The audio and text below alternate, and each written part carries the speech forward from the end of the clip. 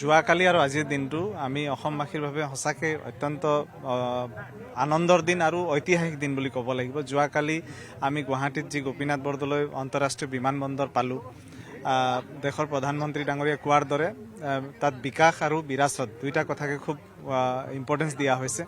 আৰু দেশৰ ভিতৰতে অন্যতম মানে বিজিএষ্ট এয়াৰপৰ্ট হৈছে এতিয়া গোপীনাথ বৰদলৈ ইণ্টাৰনেশ্যনেল এয়াৰপৰ্ট। আমাৰ বাবে বহুত মানে আনন্দৰ কথা বুলি ক'ব লাগিব। আৰু নামৰূপ সাৰ কাৰখানা পুনৰ জীৱিত হ'বলৈ গৈ আছে, ডাঙৰ ৰূপত আত্মপ্ৰকাশ কৰিবলৈ গৈ আছে। গতিকে মই ভাবোঁ যে ইয়াতকৈ ডাঙৰ গৌৰৱৰ কথা আৰু আনন্দৰ কথা হ'বই নোৱাৰে। দেশৰ প্ৰধানমন্ত্ৰী আমাৰ নৰেন্দ্ৰ মোদী ডাঙৰীয়াই সদায় উত্তৰ পূৰ্বাঞ্চল আৰু অসমক বিশেষভাৱে গুৰুত্ব প্ৰদান কৰি আহিছে, আৰু সেইকাৰণে আমি এটাৰ পিছত এটা ডাঙৰ আৰু উল্লেখযোগ্য প্ৰকল্পবিলাক লাভ কৰিবলৈ সক্ষম হৈছোঁ, যিটো আমি অসমবাসীয়ে সদায় আশা কৰি আহিছিলোঁ, কিন্তু কেতিয়াও আমাৰ আশাবিলাক পূৰণ হোৱা নাছিল। আজি তেখেতৰ নেতৃত্বত এইখিনি সম্ভৱ হৈছে বা পূৰণ হৈছে।